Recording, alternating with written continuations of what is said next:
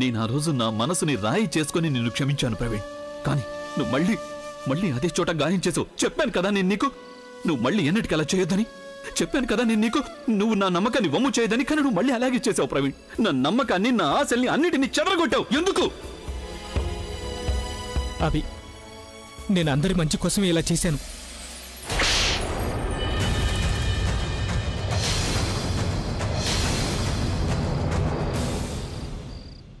నా చెల్లెల్ని నువ్వు మండపంలో వదిలేసి వచ్చేసి నువ్వు తనకి మంచి చేశానంటున్నావు ప్రవీణ్. ఒకసారి తన పరిస్థితి చూడు, ఏడ్చేడ్చే సొమ్మసిల్లిపోయింది.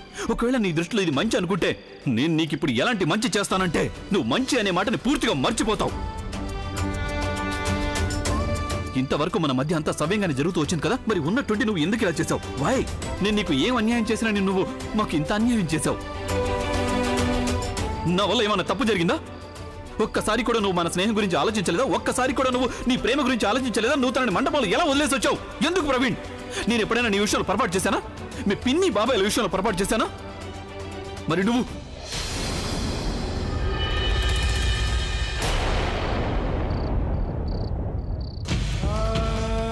నా చెల్లెల్ని మండపంలో ఎందుకు వదిలేసి వచ్చావు? ఎందుకు చెప్పు. అసలు ఏ తప్పుకి శిక్ష వేస్తున్నావు నువ్వు? నాకు చెప్పు, జవాబు కావాలి నాకు. లేకపోతే ప్రతిసారి నువ్వు నీకు నచ్చినట్టు ప్రవర్తిస్తూ ఉంటే నేను నిన్ను క్షమిస్తూనే ఉంటాను అనుకున్నావా? ఈసారి నువ్వు ఎలాంటి తప్పు చేసావంటే ప్రవీణ్, దీనికి నీకు ఎప్పటికీ క్షమాపణ దొరకదు.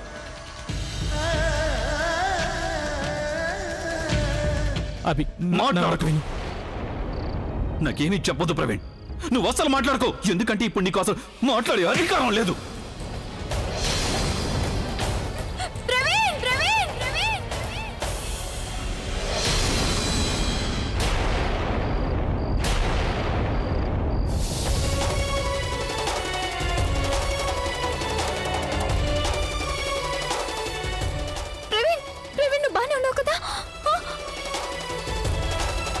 బుల్బుల్, నేను నీకు చెప్పాను కదా అభి రాకముందే మనం వెళ్ళిపోవాలని.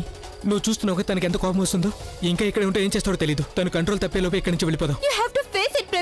మాట్లాడాలి. పైగా అక్క కూడా ఒంటరిగా ఉంది కదా. బుల్బుల్, నువ్వు దయచేసి అర్థం చేసుకో. నేను ఎవరి కోసం ఆలియాని వదిలేసిన అమ్మాయి నువ్వే నా అభికి తెలిసిపోయింది. ప్రవీణ్, మా అక్క అక్కడ ఒంటరిగా ఉంది. మనం తన్ని వదిలేయకూడదు. ప్లీజ్ ప్రవీణ్, ఆగండి. కోపడకుండా ముందు ప్రశాంతంగా చెప్పేది వినండి. చెయ్యొదులు.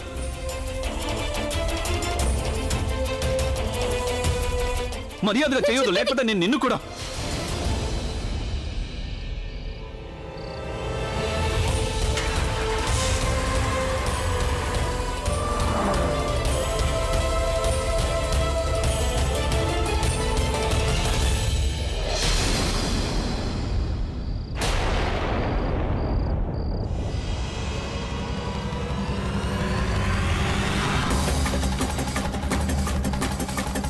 కావాలని చేసావు కదా, నువ్వు కావాలని నన్ను ఆపావు కదా, వాళ్ళిద్దరు పారిపోవాలని. లేదు, నేను కేవలం అంతా నీ ప్లానింగే కదా. ముందు నువ్వు తనని అక్కడి నుంచి తప్పించావు, ఇప్పుడు ఇక్కడి నుంచి తప్పించావు. మీరు పొరపాటు పడుతున్నారు. నేను పొరపాటు పడుతున్నానంటే మరి నువ్వు నా దగ్గర ఈ విషయం ఎందుకు దాచావు? నీకు తెలుసు అసలు ప్రవీణ్ ఎవరిని ప్రేమిస్తున్నాడు ఏంటో, కానీ నువ్వు మా దగ్గర నిజాన్ని దాచిపెట్టావు. మమ్మల్ని కన్ఫ్యూజ్ చేసి మాకు తెలియకుండా నువ్వు ప్రవీణ్ ఎంకరేజ్ చేసావు. తను నా చెల్లెల్ని వదిలేసి నీ చెల్లెలతో పారిపోవాలని. ఇదే నిజం. ఇలా జరుగుతుందని నీకు ముందే తెలిసినప్పుడు నువ్వు అసలు నాకెందుకు చెప్పలేదు? ఎందుకు చెప్పలేదంటే నువ్వు మనస్ఫూర్తిగా కోరుకుంటున్నావు ప్రవీణ్ మీ చెల్లెలతో పారిపోవాలని. వాళ్ళిద్దరి సంగతి నేను తర్వాత చూస్తాను, కానీ ముందు నేను నీ చాప్టర్కి ది ఎండ్ వేస్తాను. నువ్వు ప్రవీణ్ని పంపించేశావు కదా, ఇప్పుడు నేను నిన్ను మా ఇంటి నుంచి పంపించేస్తాను. పద నాతో పాటు. ప్లీజ్, దయచేసి నేను చెప్పేది అర్థం చేసుకోవడానికి ప్రయత్నించండి. నోరెత్తావనుకో, నేను నిన్ను ఇక్కడి నుంచి కిందికి తోసేసి నిన్ను పూర్తిగా క్లోజ్ చేస్తాను. ఈ లవర్స్ పాయింట్ ని నేను సూసైడ్ పాయింట్ గా మార్చేస్తాను. ఇక పద.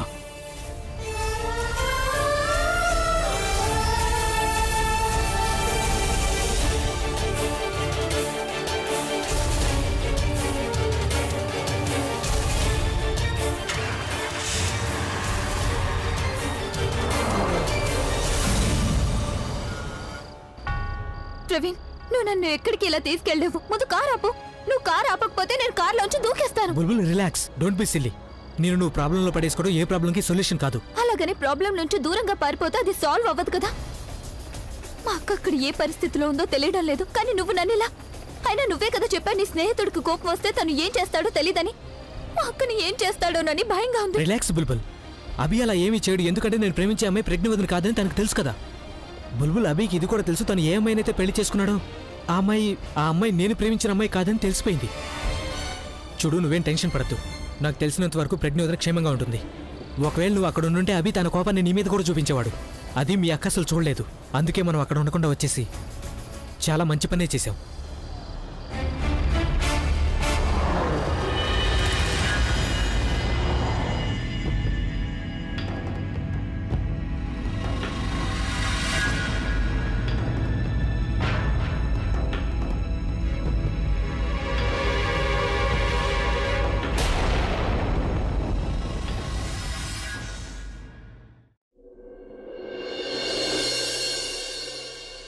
అరే రాజ్, ఏంటి ఎప్పుడు చూసినా నువ్వు ఫైల్స్ చూసుకుంటూనే ఉంటావు. రాజ్, నీకు తెలుసా, నేను ఇప్పుడిప్పుడే అభిని ప్రజ్ఞా రూమ్ లోకి కోపంగా వెళ్లడం చూసొచ్చాను. నాకేమనిపిస్తోందంటే తనకు నిజం తెలిసిపోయిందేమో అని. పద రాజ్, వెళ్ళి చూద్దాం. ఒక్క నిమిషం, నాకింకా చాలా పనులున్నాయి చేయడానికి. నీలాగా అనవసరమైన విషయాలకు టైం లేదు. నువ్వు వెళ్ళి నన్ను పని చేసుకునివ్వు. అంటే నీ దృష్టిలో ఇది అనవసరమైన పనా? రాజ్, ఇది చాలా ముఖ్యమైన పని. ఎంత ముఖ్యమైందంటే మన ఇంటిని ఇది పూర్తిగా మార్చేస్తుంది. మొత్తం అన్నిటినీ కూడా ఈ విషయం తలకిందులుగా చేస్తుంది. నీకు బదులు నేను ఈ విషయాన్ని అత్తయ్య గారికి చెప్పానంటే గనక ఆవిడ తన బంగారు పహారాన్ని నాకు ఇచ్చేస్తారు తెలుసా. అలాగే అమ్మమ్మ గారికి కాస్త ఉప్పు ఇంకా మసాలా వేసి చెప్తే అప్పుడు అమ్మమ్మ దృష్టిలో తనకు లైన్ క్లియర్ అయిపోయి ఉండేది కదా. లైనా? ఏం లైను? అరే, లైన్ క్లియర్ అంటే తెలీదా? ఆవిడ ఎంతో కాలంగా అమ్మమ్మ గారి స్థానం తీసుకోవాలనుకుంటున్నారు కదా.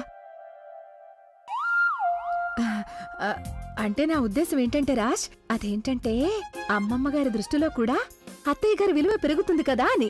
అమ్మమ్మ గారు అనుకుంటారు కదా, అత్తయ్య గారు ఈ ఇంటి గురించి కుటుంబం గురించి ఎంతగానో ఆలోచిస్తూ ఉంటారు అని. అమ్మమ్మ గారి దృష్టిలో మీ అమ్మకు అసలు ఏమాత్రం విలువ లేదు, ఎందుకో పనికిరారు అనుకుంటారుగా. ఏమన్నా నువ్వు? నేనెందుకు పనికిరాందన్నా? ఈవిడ సరిగ్గా ఇప్పుడే రావాలా? అత్తయ్య, అలా అని నేను కాదు, అమ్మమ్మ గారు అనుకుంటున్నారు. అవును, మరి నీకు ఆవిడ గురించి బాగా తెలుసు కదా. ఆవిడేం ఆలోచిస్తారు, ఏం చేస్తుంటారు, అన్ని విషయాలు నీకు చెప్తుంటారు, అవునా? ఇక నువ్వు అసలు మా అబ్బాయివేనా? మీ ఆవిడ నన్ను అన్ని మాటలు అంటుంటే వింటూ కూర్చున్నావా? జీవితంలో నువ్వు నాకేం ఇవ్వకపోయినా కనీసం మీ ఆవిడ దగ్గర నా పరువైనా కాపాడరా? అయినా ఇవన్నీ నేను నిన్నెందుకు అడుగుతున్నాను? అయినా నీకంత తెలివితేటలే ఉంటే నేనెంత చెప్పిన తర్వాత కూడా నువ్వు మళ్ళీ తన్ని పెళ్లి చేసుకునేవాడివా? నువ్వెలాగూ పెళ్ళానికి బానిసయ్యావు, ఇప్పుడు నన్ను కూడా బానిసం చేస్తున్నావా? అరే కానీ అత్తయ్య, ఆయన అసలేమీ అనలేదు కదా, మీరు ఆయన ఎందుకు తిడుతున్నారు? ఇప్పుడు నా కొడుకును కూడా నేనేమీ అనకూడదు. ఏమన్నా అనాలంటే నీ పర్మిషన్ తీసుకోవాలి, అంతే కదా నాకు ఈ ఇంట్లో ఉన్న గౌరవం. మీరిద్దరూ మళ్ళీ మొదలు పెట్టేశారా మీ అత్తా కోడళ్ళ గొడవలు? అయినా మీకు గొడవ పడాలనుంటే బయటికి వెళ్ళి గొడవ పడొచ్చు కదా. మీకు కనిపించట్లేదా నేను పని చేసుకుంటున్నాను? అరే కానీ నేనేమీ అనుకుంటానే ఆవిడ నన్ను ఇన్ని మాట్లాడుతున్నారు. నేనే వెళ్ళిపోతానులేండి, మీ తల్లి కొడుకులు ఎదురు ప్రశాంతంగా మాట్లాడుకోండి. కొంచెంలో బతికిపోయావు నువ్వు, ఇక త్వరగా ఇక్కడి నుంచి బయటపడు. అన్నయ్య, నేను నీకు చెప్పాను కదా తన ఇంటికి తీసుకురావద్దని. తనకి నువ్వు అక్కడే శిక్ష వేసి వదిలేసి ఉంటావు అనుకున్నాను. నువ్వు నీలాంటి దిగజారిపోయిన ఆడదాన్ని నేను ఇంతవరకు చూడలేదు. నా కాబోయే వాణ్ణి తీసుకెళ్లిపోయి మళ్ళీ తిరిగి నా ఇంటికే వస్తున్నావు నువ్వు. అన్నయ్య, ఇది ఇక్కడ ఉండడానికి వీల్లేదు. అన్నయ్య, నువ్వు మధ్యలోకి రావద్దు. లేదన్నయ్య, నేను ఆగరు. ఆయన నువ్వు నన్నెందుకు ఆపుతున్నావు? నేను తన్ని ప్రాణాలతో వదలు. ఆయన తన కారణంగానే ప్రవీణ్ నన్ను వదిలేసి వెళ్ళిపోయాడు. ప్రవీణ్ తన వల్ల నిన్ను వదిలేయలేదు. తన వల్లే వదిలేశాడు అన్నయ్య. నువ్వెందుకు ఇలా మాట్లాడుతున్నావు? ప్రవీణ్ ప్రేమిస్తున్న అమ్మాయి ప్రజ్ఞ కాదు. ప్రజ్ఞ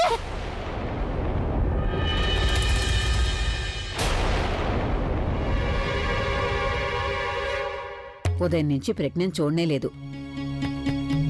అభి తన కోపాన్ని తగ్గించాడో లేదో తెలీదు. ఈ పాటికి వాళ్ళిద్దరూ వచ్చేసుండుంటారు. గదిలో ఉన్నారో లేదో చూస్తాను. ఉదయం నుంచి పాపం తను ఏమైనా తిందో లేదో. అభి గనుక కోపంగా ఉన్నాడంటే తన్ని తిన్నావా అని కూడా అడగడు. నేనే వెళ్ళి అడుగుతాను. అన్నయ్య, తన అమ్మాయి కాదంటే నీ ఉద్దేశం ఏంటి? నువ్వెందుకు నమ్మట్లేదన్నయ్యా? తనే ప్రవీణ్ నా నుంచి దూరం చేసింది. తన వల్లే ప్రవీణ్ నాకు దూరం అయిపోయాడు. అందుకే కదా తన్ని నీకిచ్చి పెళ్లి చేశాను. ఎందుకంటే అప్పుడే కదా నువ్వు తన మీద పగ తీర్చుకోగలవు. అలాగే ప్రవీణ్ అడిగితే కూడా తను ఆ అమ్మాయి కాదు ఆలియా. తను ప్రజ్ఞ కాదు.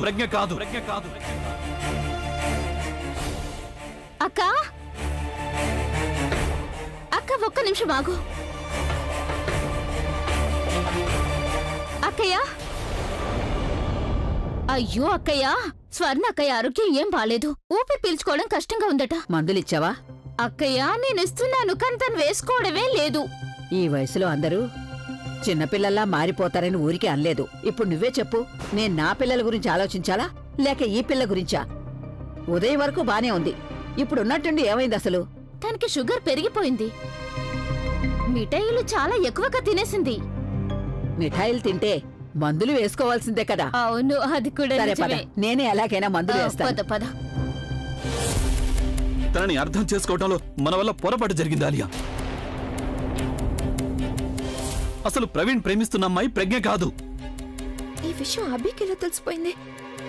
ఒకవేళ ప్రజ్ఞ అభికి చెప్పలేదు కదా? ఏమంటున్నావన్నయ్య నువ్వు? ప్రవీణ్ తన్ని ప్రేమించడం లేదంటే మరెవరిని ప్రేమిస్తున్నాడు చెప్పన్నయ్య? ప్రవీణ్ ఎవరిని ప్రజ్ఞ ప్రేమిస్తున్నాడు? చెల్లెలు బుల్బుల్ని.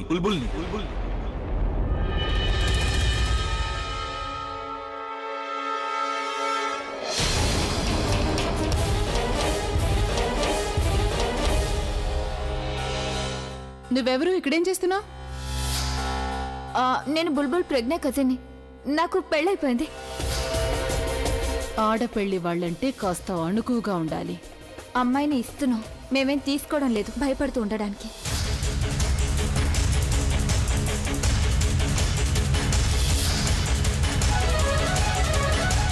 నాకొక్క అవకాశం వస్తే మొత్తం అన్నిటికీ లెక్క తేల్చుకుంటాను నేను. ఒకవేళ అదే నిజమైతే నేను ఆ అవకాశం కోసం వెయిట్ చేస్తాను. ఎందుకంటే అలాంటి ఎన్నో లెక్కలు నేను సరిచేయాలి. నువ్వు అలాంటి వాటి గురించి ఊహించలేవు కూడా.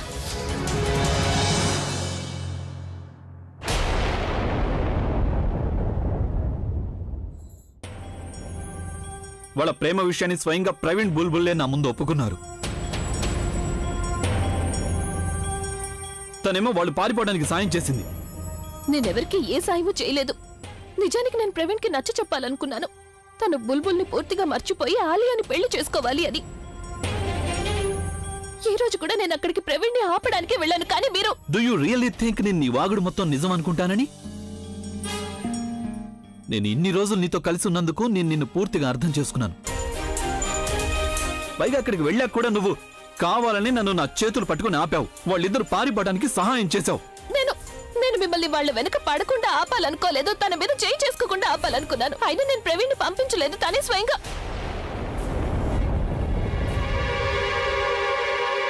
మీకు నా మీద నమ్మకం లేదు కదా? మీరు తను అడగండి, తనకి మొత్తం అంతా తెలుసు. అడగండి. తన లెటర్ చదివింది. ప్రవీణ్ రాసిన లెటర్ లో మొత్తం అంతా రాసింది. మీకు నిజం తెలుసు కదా, మరి మీరెందుకు నిజం చెప్పడం లేదు?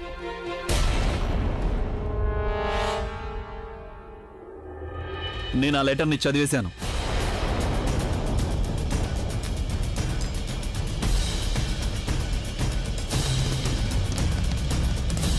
నీ గురించిన నిజం ఇప్పుడు అందరికీ తెలిసిపోయింది. నువ్వే ప్రవీణ్ని పంపించేశావు. ఓరి భగవంతుడా, ఒకవేళ అభి తన ఎదురుగా నన్న లెటర్ గురించి అడిగితే? నీ గురించి అతి పెద్ద నిజం అందరి ముందు బయటపడిపోయింది. నువ్వు మరొకసారి అందరినీ మోసం చేశావు. నువ్వు అలాగే నీ చెల్లెలు బుల్బుల్ ఇద్దరు మోసగత్తెలే. మేము మోసగత్తెలవైతే మరి మీ అందరినీ ఏమనాలి? ఇదంతా అసలు మీరే కదా మొదలు పెట్టారు. పెళ్లి అనే పేరుతో ప్రతి ఒక్కరిని మీరు మోసం చేస్తూ వచ్చారు. నన్ను, నా కుటుంబ సభ్యుల్ని, చివరికి మీ నాన్నమ్మని కూడా మోసం చేశారు. తను ప్రేమించిన మనిషి తనకి దక్కలేదు అంటే అప్పుడు ఎదుటి వాళ్ళ సంతోషాన్ని లాగేసుకుంటారా మీరు? ప్రేమించిన మనిషిని బలవంతంగా పెళ్లి చేసుకుంటారా? అసలు ఇదెక్కడ న్యాయం చెప్పండి? అయినా మీరేం చేశారు? మీరు పగ తీర్చుకోవడం కోసం భార్య స్థానంలో ఒక పంచింగ్ బ్యాగ్ ని తీసుకొచ్చారు. ఎవరికి ఎప్పుడు కోపం వచ్చినా వచ్చి నా మీదే తీర్చుకుంటారు. మీకు మీ చెల్లెల బాధ కనిపిస్తుంది, కానీ నా చెల్లెల బాధ నాకు కనిపించకూడదా? మీరు మీ నాన్నమ్మ గురించి ఆలోచిస్తారు, మరి మా నాన్నమ్మ గురించి ఎందుకు ఆలోచించడం లేదు? మీరు ఒక్కసారి కూడా ఆలోచించలేదా? మీరు ఇంతమంది జీవితాలతో ఆడుకుంటే ఆ ప్రభావం స్వయంగా మీ జీవితం మీద పడుతుంది అని? నిజం చెప్పండి, మీకు ఒక్కసారి కూడా అనిపించలేదా మీరు చేస్తున్నదంతా తప్పు అని? నువ్వు ఇప్పుడు దయచేసి తప్పుల గురించి ప్రవచనాలు ఇవ్వకు నాకు, అర్థమైందా? అయినా ఏ అన్నయ్య అయితే తన చెల్లెల్ని ప్రేమిస్తాడో ఆ అన్నయ్య తన చెల్లెల కోసం ఏమైనా చేయడానికి సిద్ధపడతాడో నేను అదే చేశాను. నా వల్ల ఒక పొరపాటు జరిగింది. నేను నీ చెల్లెలకు బదులుగా నిన్ను ఇరికించాను. సరే, నేనేదో తెలియక పొరపాటు చేశాను, కానీ మీరంతా ఏం చేశారు? ప్రతి తప్పుని మీరు కావాలనే చేశారు. అన్నింటికంటే మొదటి తప్పు ప్రవీణ్ తనకి ఎంగేజ్మెంట్ అయిపోయిన తర్వాత కూడా ఒక అమ్మాయిని ప్రేమించాడు. అలాగే నీ చెల్లెలు ఏం చేసింది? ఆల్రెడీ ఎంగేజ్మెంట్ అయిపోయిందని తెలిసిన తర్వాత కూడా ఒక అబ్బాయిని తను ప్రేమించింది.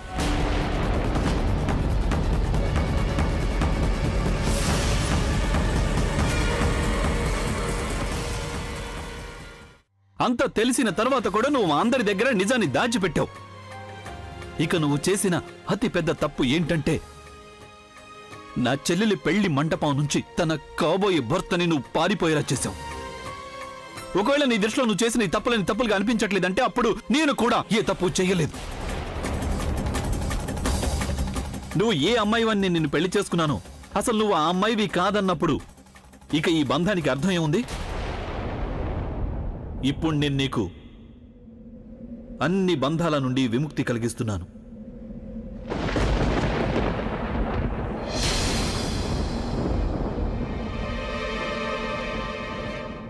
ఇక మనిద్దరి మధ్య కేవలం ఒకే బంధం ఉంటుంది, ద్వేషంతో కూడిన బంధం. నువ్వు నీ చెల్లెలి సంతోషం కోసం నా చెల్లెల్ని ఏడిపించావు కదా. ఇప్పుడు నేను నిన్ను ఏం చేస్తానంటే నీ కుటుంబంలో వాళ్ళు మొత్తం నిన్ను జీవితాంతం ఏడుస్తూ ఉంటే చూస్తూ ఉంటారు. అన్నయ్య, నువ్వు తనతో ఎందుకు మాట్లాడుతున్నావు? నా మాట విని నువ్వు తన చాప్టర్ ని శాశ్వతంగా క్లోజ్ చేశానయ్యా. ఇలాంటి అమ్మని ఎవరు నమ్మగలరు? తను ఇక్కడ నుంచి బయటకు వెళ్ళిన తర్వాత తన ఆ కళ్ళు చూడు స్నేహితుడితో కలిసి మనల్ని డబ్బు అడగచ్చు, మన మీద కేసు వేయొచ్చు అన్నయ్య. ఫినిష్ ఆ చాప్టర్ అన్నయ్య. షీఈ్ రైట్. మనం ఎలాంటి ప్రాబ్లమ్స్ ఫేస్ చేయకుండా తనని ఇంట్లోంచి బయటికి పంపించేయాలి. అంతేకాదు, తనని పర్మనెంట్ గా మన జీవితాల్లోంచి బయటికి పంపించేయాలి. నిజానికి 3 తప్పులు చేసింది తను. మా దగ్గర నిజం దాచింది, ప్రవీణ్ పెళ్లి నుండి తప్పించింది, అలాగే నానమ్మని మోసం చేసింది. తనకి కఠినమైన శిక్ష వేయాలి. నిన్ను తను చంపేయాలి. చంపేయాలన్నయ్య. మనందరి జీవితాన్ని నాశనం చేయాలి. వదలన్నయ్య.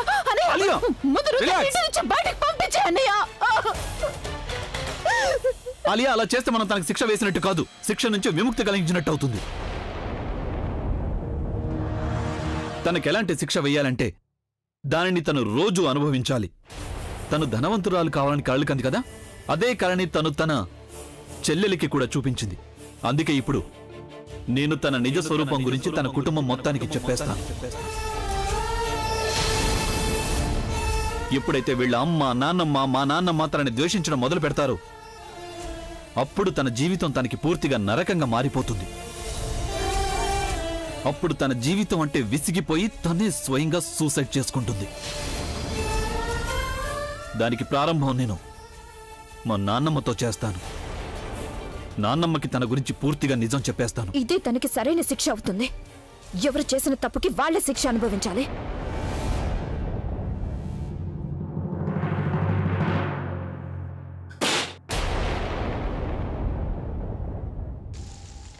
బుల్బుల్, నువ్వెందుకు అర్థం చేసుకోవడం లేదు? మనం ఇప్పుడు అక్కడికి వెళ్ళడం అంత మంచిది కాదు. నేనేవి వినను, ఏమీ అర్థం చేసుకోదలుచుకోలేదు. నువ్వు వెంటనే నీ ఫ్రెండ్ కి ఫోన్ చేయి. నేను తెలుసుకోవాలి మా అక్క అక్కడ పూర్తిగా క్షేమంగా ఉందా లేదా అని. అభి తన మీద కోపడుతూ ఉన్నాడంటే దయచేసి నువ్వు ఆయనకి నచ్చజెప్పు. ఇందులో మా అక్క తప్పేమీ లేదని. మా అక్క ఏమీ చేయలేదు, మొత్తం అంతా నువ్వు నీ ఇష్ట ప్రకారమే చేస్తున్నావు అని. బుల్బుల్, అభికి ఫోన్ చేయడానికి నాకు ఎలాంటి అభ్యంతరం లేదు, కానీ తను ప్రస్తుతం ఎంత కోపంగా ఉన్నాడంటే నేనేం చెప్పినా వినడు. నువ్వు చూసావు కదా తను నాతో ఎలా బిహేవ్ చేశాడు. ప్రవీణ్, నాకు అదంతా తెలీదు, నేనేవి విందలుచుకోలేదు. నువ్వు ఇప్పుడే అభికి ఫోన్ చేయి. ఆలోచించొద్దు, ప్లీజ్ ఫోన్ చేయి.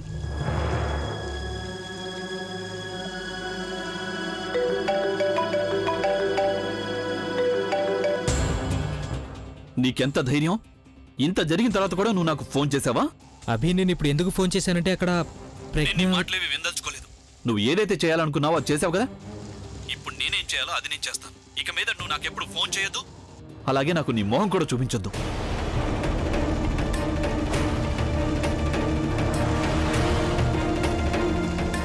చెప్పాను కదా నేనేం చెప్పినా తను వినిపించుకోడని. ఎదుటి వాళ్ళకి మొహం చూపించలేనంత నీచమైన పని ఎప్పుడు చెయ్యకూడదు. ఎంత త్వరగా మాట మార్చేశారు. 1 నిమిషం నాతో ప్రేమగా మాట్లాడారు, కానీ రెప్పపాటులోనే మాట మార్చేశారు. చూడు, నాకు నీ మీద పర్సనల్ గా ఎలాంటి శత్రుత్వం లేదు. నాకు ఏ దారి లేక ఇలా చేయాల్సి వచ్చింది. నేను అభిని ప్రేమిస్తున్నాను. అయినా నువ్వేమైనా అనుకో, దానివల్ల నాకెలాంటి నష్టం లేదు. నాకేమైనా నష్టం కలుగుతుందంటే అది అభి మాటల వల్ల మాత్రమే. అభి నా గురించి ఏం ఆలోచిస్తాడు, నా కోసం ఏం చేస్తాడు అనేదే. ఒకవేళ నేను అందరికీ నిజం చెప్పేశానంటే అప్పుడు అభికి ఆలియాకి నీ మీద ఉన్న ద్వేషం పూర్తిగా జాలిగా మారిపోతుంది. నేనైతే మీ పెళ్లిని ఒక షరతు మీదే జరగనిచ్చాను. ఆలియా పెళ్ళైన తర్వాత వీళ్ళు నిన్ను మెడ పెట్టుకుని ఇంటి నుంచి బయటికి గెంటేస్తారు. ఒకవేళ వాళ్ళకి నిజం తెలిసిపోయిందంటే అప్పుడు వాళ్ళు నీ మీద జాలి పడతారు. అలాగే నాన్న ఇచ్చే ప్రెషర్కి లొంగిపోయి నిన్ను జీవితాంతం ఇక్కడ ఈ ఇంట్లోనే ఉండనిస్తారు. అప్పుడు నా పరిస్థితి ఏమవుతుంది? మీ బలహీనత నాకు కనిపిస్తోంది, కానీ ఆయన మీద ఉన్న ప్రేమ కనిపించడం లేదు. ఆయన మీద మీకున్న ప్రేమ కేవలం అబద్ధపు ప్రేమగా అనిపిస్తోంది. ఎందుకంటే నిజంగానే మీరు ఆయన ప్రేమిస్తే అప్పుడు మీరు ఆయన గురించి ఆలోచిస్తారు, మీ గురించి కాదు. నా ప్రేమ అబద్ధపు ప్రేమ కాదు. మనస్ఫూర్తిగా ప్రేమిస్తున్నాను నేను అభిని. ప్రేమలోను యుద్ధంలోనూ ఏం చేసినా అదే న్యాయమే అని అంటుంటారు కదా. మీలాంటి వాళ్ళు డబ్బు ముందు ప్రేమని ఎంత చవకగా మార్చేశారు అంటే దానికోసం మీరు ఏం చేయడానికన్నా సిద్ధంగా ఉంటారు. మీలాంటి అమ్మాయిని ఆయన ప్రేమించినందుకు నాకు చాలా బాధగా ఉంది. మీరు కేవలం మీ డబ్బు కోసం, కెరియర్ కోసం ఆయన నన్ను పెళ్లి చేసుకోనిచ్చారు. అలాంటిది ముందు ముందు ఏం చేస్తారో అని భయంగా ఉంది.